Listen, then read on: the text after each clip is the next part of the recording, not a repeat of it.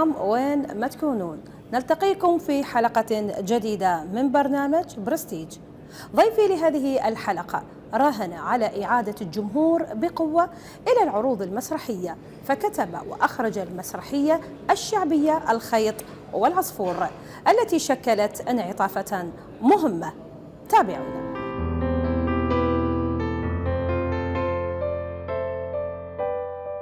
حياكم الله مشاهدينا الكرام وين ما تكونون. رجعنا وإياكم مع ضيف حلقة اليوم من برستيج، المخرج المسرحي مقداد مسلم. أهلا وسهلا بك أستاذ مقداد، ونورتنا اليوم في حلقة برستيج. أهلا وسهلا بك، وشكرا جزيلا على هذا اللقاء اللطيف، وعلى الفريق العمل الكل وراء الكواليس وأمام الكواليس، وللشبكة اللي هي شبكتنا. أهلا وسهلا، شكرا لتلبية الدعوة. شكرا جزيلا. بداية حوارنا ويا حضرتك، من هو مقداد حمادي؟ مقداد حمادي هو مقداد مسلم، وكانت الصفحة بالفيسبوك اسمها مقداد مسلم. مرتين اللغت، يعني وصلت للأصدقاء 4900 5000 واللغت. بعدين قال لك أنت ليش تكتب مقداد مسلم؟ يعني هل تتباهى بدينك؟ يابا أنا أبويا اسمه مسلم. نعم. أي، فعاد الواحد من الولد قال سميها باسم جدك مقداد حمادي، ما تلغي الصفحة. وبالفعل مقداد حمادي ما لغى، بس هي يعني بالفيسبوك. نعم. بس هي موجودة أنه مقداد مسلم، يعني صفحة جديدة. يعرفوك مقداد مسلم، مو مقداد مسلم. لا نعم. مقداد حمادي. قلت ليش على مود هذا؟ قال أنه ليش تتباهى بالديانة. أي، وأنا مولود في بابل، يعني 21/9 في بابل 53. نعم. النشأة والحياة الفنية ولا كلها في بغداد. نعم. كلها في بغداد. على العكس من الفنان العربي، لماذا ينطفئ الفنان من العراق؟ في العراق العيب الوحيد أنه لا يعرفون صناعة النجم. احنا نفتقر إلى صناعة النجم بسبب يعني أسباب كثيرة طبعا، من ضمنها أنه عندنا احنا نوع من الأنانية. بسبب هذه الأنانية، يعني فناننا أو الإداري مالنا يحب نفسه، وهذا سبب. والسبب الثاني هو قلة النشاطات. يعني احنا غير ما عندنا ثراء بالنشاط، لأن إذا ولد الثراء يصير كثرة بالكم. الكثرة بالكم تؤدي إلى تبديل بالنوع. الفنانين يقوموا يحبون بعضهم، لأن يقول له يعني مثلا احنا نتذكر من حسين فهمي يشوف محمود ياسين، بوسه، وهاي ليان هذا صار له يمكن سنه ما شايفه. هذا بالليل عنده مسرح ومسلسل واذاعه ودراما، وهذا عنده ما يشافون. احنا هنا واحد مقابل الاخ، لان نشاط ماكو، انتاج ماكو. ينتظرون رمضان، عبدة رمضان يعني، واشتغلوا مسلسلات ومنوعات كل اللي رمضان، في حين هو المفروض رمضان للشغلات الدينية، للقيم الأخلاقية. ويقول له وإنك لعلى خلق عظيم. نعم. أنا اعطيتهم يعني عدة مرات عنه عن القيم الأخلاق، حق الجار، بر الوالدين، يعني الأمانة، النزاهة. قال لك لا، سوينا منوعات، سوينا دراما، سوينا. فهذا السبب أنه العراقي، المبدع العراقي ينطفي إلا إذا هو جاهد وراح وسافر وتعب وعرق أما بالنسبة للمسرح، المسرح بعد حدث ولا حرج. يمكن تجي من الأسئلة مالتك إن شاء الله. أستاذ مقداد، حضرتك كنت سببا لعودة الجمهور إلى المسرح، كيف حصل ذلك العودة الجميلة؟ هذه عام 1983. يعني احنا كنا ورا كل شهادة تاخذها تروح عسكرية. ورا البكالوريوس بالأكاديمية فنون جميلة عام 79 78 درست معهد فنون جميلة. وال80 صارت الحرب. لما صارت الحرب احنا كنا طلاب ماجستير. نعم. يعني مو عسكريين. صارت الحرب، كان متفشي شيء اسمه الكذب والنفاق موجود اثناء الحرب. يعني مثلا موظف ما يحب المدير ماله، يقول له الله يطول عمرك، هو يتمنى الله يقصر عمره لان يخاف من عنده. يعني مثلا مذيع يقول اما شهداؤنا فهم 7 للقواطع كافه، هم 170 ولا 70. فلما تيجي انت للمسرح 82 83 كان يقدمون مسرحيات مستورده من امريكا ولا من روسيا. يعني مثلا تشوفين مسرحيه ثلج يتساقط على الشباك، زين هذا البغدادي هو كل 50 سنة ما يشوف ثلج يتساقط. نعم. أو مثلا مسرحية يقول له أينما تلقي حشاكي والمستمعين، يقول له أينما تلقي بحذائك تقع على حامل شهادة الدكتوراه في هذا البلد. هو في حين كانوا يمكن الدكتوراه ما يجون 500 ولا 600 واحد. فالجمهور قال لك هذا مو مسرحنا، هذه مو مالتنا، لأنه مستوردة. لأن الكاتب المسرحي الكبير، أي كاتب مسرحي يكتب لناسه يعني المحلية ثم ينطلق إلى العالمية، يعني العالمية تبدأ من المحلية. نعم. فبدأ قطيعة مع الجمهور. بالماجستير أنا كان عندي بحث اسمه الملامح الدرامية في الأمثال الشعبية. وجدت أن يعني أكثر من 1000 1200 1600 1500 مثل فيها قصص، ومعروفة حتى بالخليج العربي مع اختلاف اللهجة بنطق المثل. فجيت بعد ما سرحت من العسكرية بعد الماجستير والعسكرية، تعينت في دائرة السينما والمسرح، يعني مو بالجامعة. أنا طلبت بناء على طلبي رغم الامتيازات كانت إذا أدرس بالجامعة.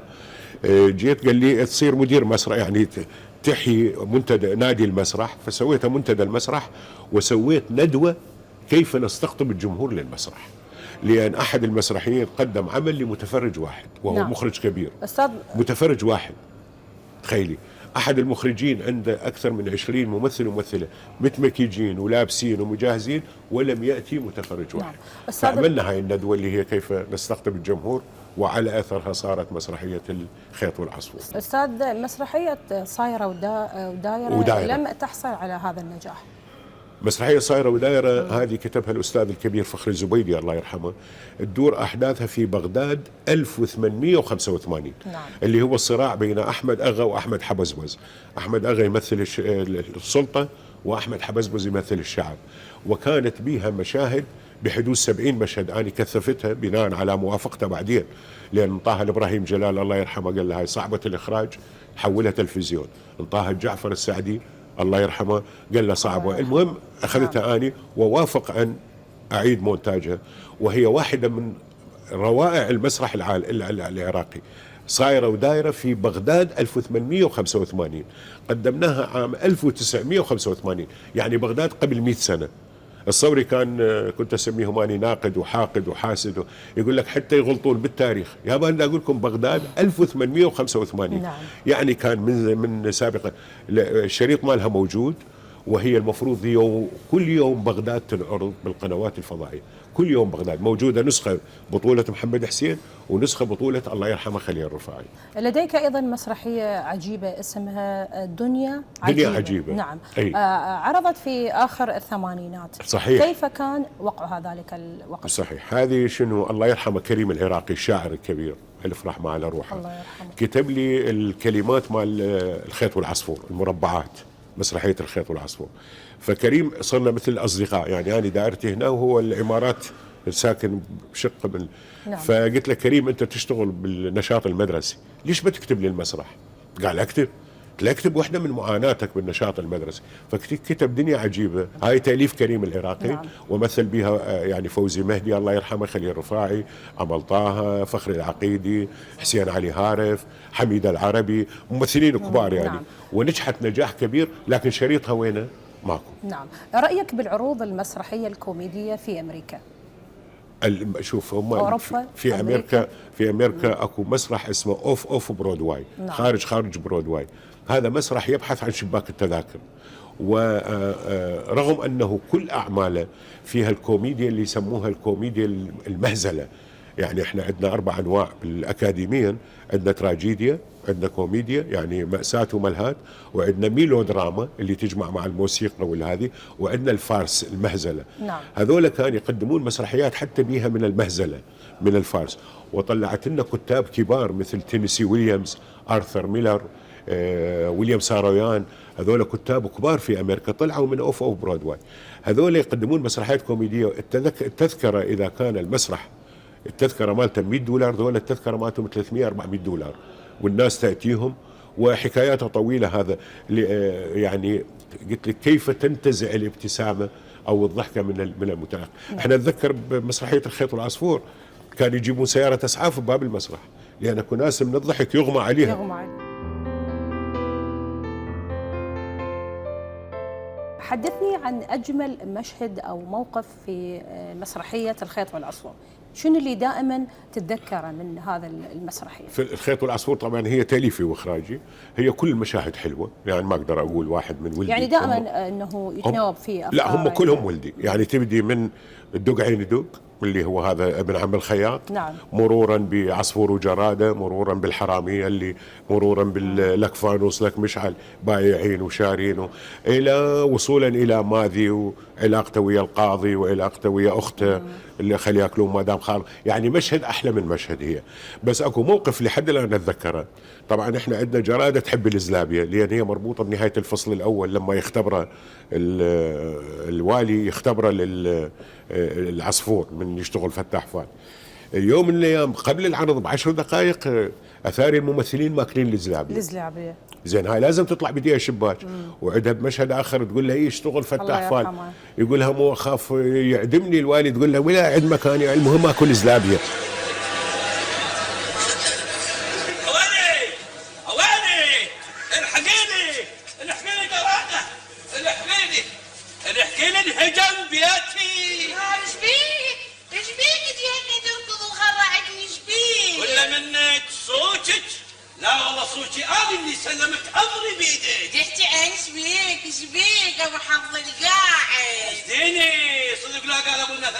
ما يحسد المال غير اهله. انا بحض القاعد، انا بحض الطايح النايم. ليش عين اسم الله؟ شوفه بعين اللي يحسدك، حظ قاعد وايدك فوق الايدين، ثماني عيني مصري وعصفور، لين عين اللي تحب ما بيحسد. اكل زلابيه، اكل زلابيه وما حد عم علي غير زلابيه ومالتي. شو تحكي يعني يا عصفور تحكي شبيك؟ خدت الوالد ضاقت وبوك تهل البلد. انت بيها عليها وانت شعلك ابو حظ القاعد. تقول لي شعلي؟ دز علي وقال لي شوف عصفور خلال اسبوع اذا بترجع لي البوقه انت واحد دجال. دجال؟ واذا ما قال دجال هي مدت عليك صير دجال. صدق لا قال ابو المثل قال لا اله قال قول صلاه صدق خلي كمل. انت كمل يا عيني كمل. قال لي شوف عصفور خلال اسبوع اذا ما ترجع لي البوقه والخزنه اقص راسك قص. يقص راسك قص؟ يبا يبا فضحتيني ولك فضحتيني. نص صوتك يبا ينقص راسه وراس الخلفه. ليش هو ما عنده بنت عبالي غيرك؟ ماكو بنت واحد وواحد عنده. هم عماهم الحسد شافوا نفسهم مدبروها نبضوها براسي. بس مو صوتهم صوتك انت. ايه اذا ما براسي يا ابو الشكر اذا ما براسي. لا يا صوتي انا صوتي. زين وانت ايش قلت له؟ للوالي يا حضرة الوالي طيني ولا 40 يوم. هاي الخدة كبيرة، لو صغيرة تطلع باسبوع بس هاي كبيرة. وش قال لك؟ قال لي ما يخالف بس اذا ما طلعتها يا عصفورة قص راسك. وش قلت له؟ قلت ما يخالف.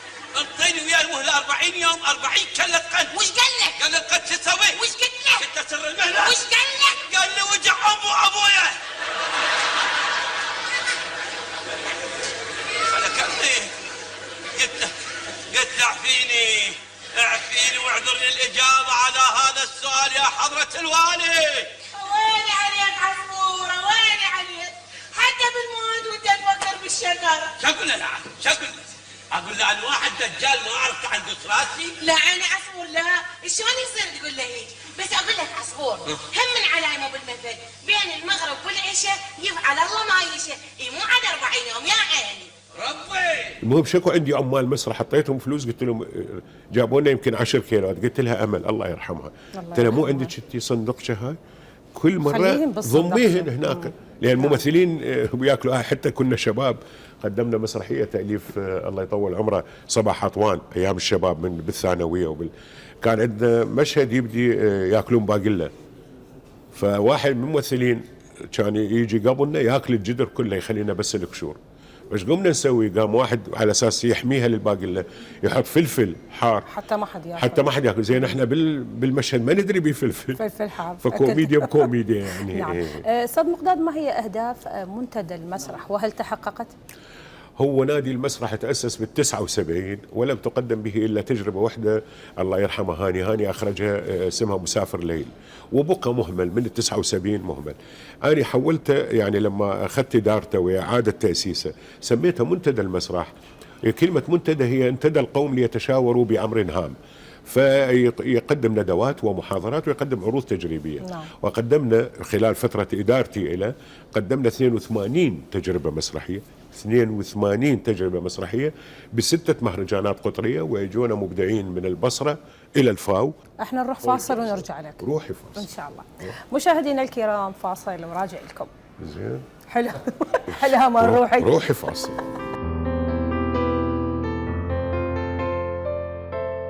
رجعنا وياكم مشاهدينا الكرام مع ضيف حلقتنا لهذا اليوم المخرج المسرحي مقداد مسلم. نورتنا اليوم ورجعتنا للأيام الجميلة بالمسرحية النور نورك الخيط ونور والعصفور. الجمهور ونور فريق العمل. أهلا وسهلا. نوركم.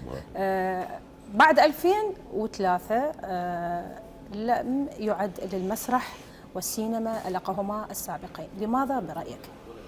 يعني هي من فترة الحصار من يعني 90 91 بدأ الجمهور يبتعد كما ابتعد بالحرب يعني الحرب العراقية الإيرانية. نعم. واحنا رجعناه في حينها. شنو الأسباب اللي خلت؟ هي أسباب كثيرة. هي أولا بالنسبة لاقتصاديا، يعني أنت إذا تقدم عمل مقابل تذاكر. نعم. أنا عندي عائلة مثلا 5 نفرات 6 نفرات صعبة علي، واثنين الظرف النفسي، يعني من التسعينات الظرف النفسي والحصار وكذلك وراء 2003 ايضا حرب وقتل واحتلال فالظروف النفسيه والظروف الاقتصاديه والظرف السياسي خلت العوائل تروح مثل ما كانت بالسابق. اي، وهو المفروض المسرح انت تجد نفسك بالمسرح عندما تقدم عمل ينبع من شؤون الناس وشجونهم، الناس تتواصل معك. اما مثل ما قلت لك يعني لما تقدم عمل مستورد، يعني السلام من ذاك اليوم مهرجان بغداد للمسرح، تعرفين 5 مسرحيات مقتبسة عن شكسبير. لا شو تقولوا مسرح عراقي؟ قولوا المسرح في العراق، لا تقول مسرح عراقي. نعم. شنو مسرح عراقي؟ مسرح عراقي مؤلف عراقي، مخرج عراقي، قضية عراقية، ممثلين عراقيين لجمهور عراقي، هذا مسرح عراقي. أما تجيب نص شكسبير أو المولير أو الأبسن أو أي كاتب، أو تجيب مخرج من برا وتقول هذا مسرح، لا، هذا المسرح في العراق وليس المسرح العراقي. نعم. لديك تجربة أخيرة ولكنها لم تحصل على القبول العام.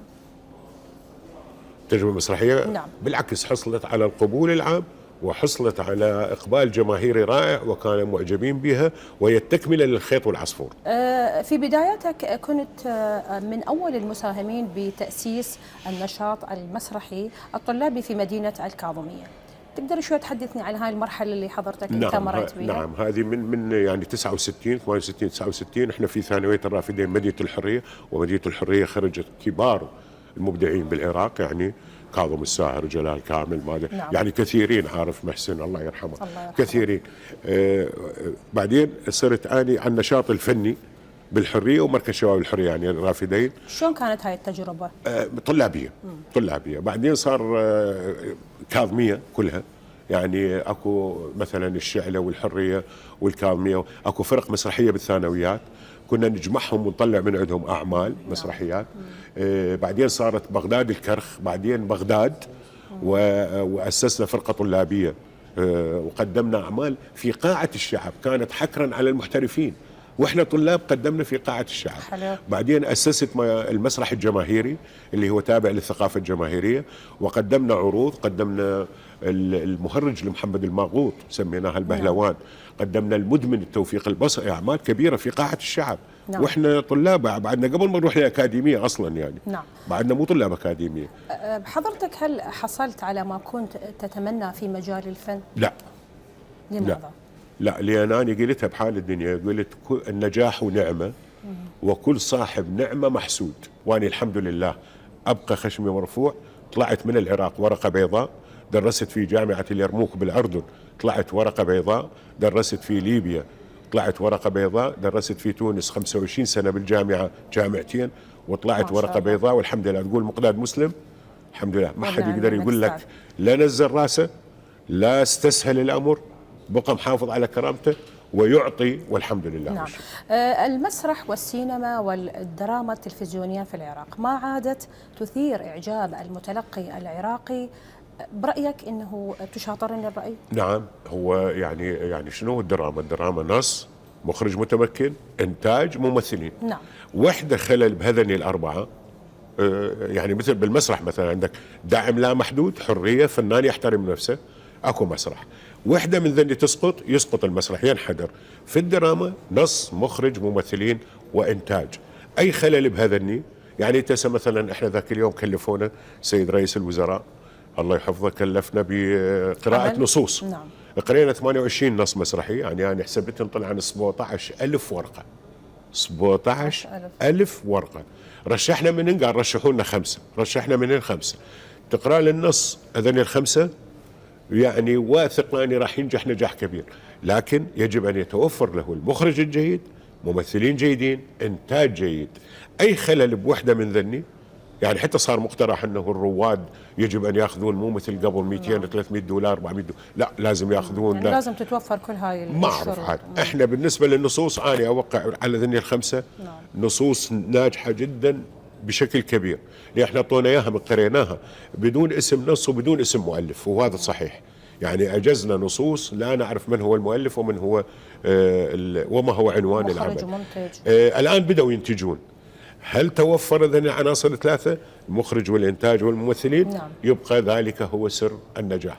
وإن شاء الله الله يوفقهم الكل، وإن شاء الله يقدمون لنا دراما يمسكون بها المتفرج، وهن ذني يكون 5 للشبكة. نعم. شبكتنا والضوء إلى شركات إنتاج. نعم. هل انسحب الفن في العراق لصالح الرياضة أم السياسة؟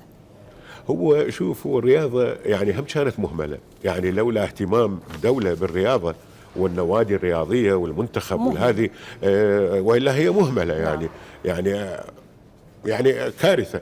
لو الدولة مثلا، أنا عندي مقترح ما أعرف، يعني الآن أزمة كهرباء صار 20 سنة، أنا برأيي الغي وزارة الكهرباء، مو يشكى يقول ما عندي غاز ما عندي نفط، اربطها ويا وزارة النفط، أسميها وزارة الطاقة، يمي النفط ويمي شو اسمه، الغيها الوزاره. وزاره البيئه شنو شغلها؟ الغيها، سويها ويا وزاره الصحه. ليش تشتكي البيئه؟ مو وزاره الصحه تذب ماي العمليات والماي اربطها ويا وزاره الصحه حتى هم ملزمين. نعم. كذلك يعني بعض الوزارات زايده عن الحاجه. وايضا يعني قلت لك دعم دوله، فرق مسرحيه مثلا ادعمها. استاذ مقداد، يعني رقم بس يعني حتى ما انساها، وهذه ارجو ان توصل للدوله. يعني قانون تقاعد الفنانين، مع نقابه الفنانين، نايم في ادراج مجلس النواب، قراءه اولى ونايم. ليش؟ يعني الفنان يعني عنده اجار، عنده دور، عنده ماشين، شنو راتبه 400 ولا 500 ولا شنو؟ ولا تعطيه منحه انت بالشهر بتطلع الى 70 دينار 60 دينار. عيب هذا. قانون اقره، بس الصحفيين مو قر قانون مالهم تقاعد الصحفيين. نعم. نايم في ادراج بلكه المشهداني يحركها، يعني يصير رئيس مجلس النواب يحركها لهذا القانون. ان شاء الله صوتك الفنانين، الفنانين الفنان تدري من يرتاح؟ نعم من يرتاح نفسيا يبدي يعطي، وهو بلد بلا فنانين، بلد بلا فن. نعم. صحراء قاحله. نعم. برغم الدعم الحكومي لتلك الفنون، الا ان الاموال المرصوده لها تضيع ولا تتحقق اي ربح ولا تسويق، لماذا برايك؟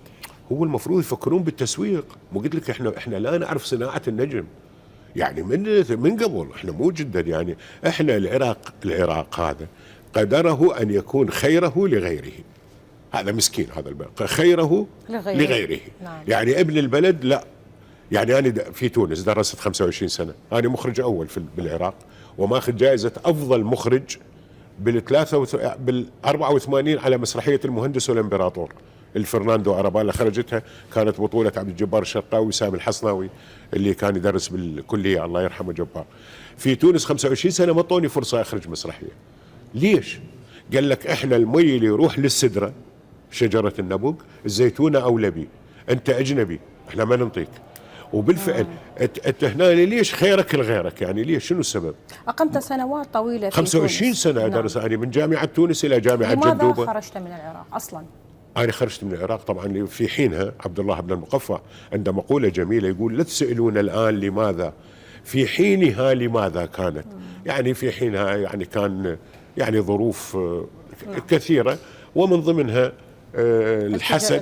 الحسد من الوسط الفني، رادوا يحيلون المحكمة الثورة من وراء منتدى المسرح. نعم. هذول كان عمل الطلال هادي وعمل أحمد حسن موسى، وتحقيق، وكان يوسف الصايغ مدير عام دائره السينما المسرح. نعم.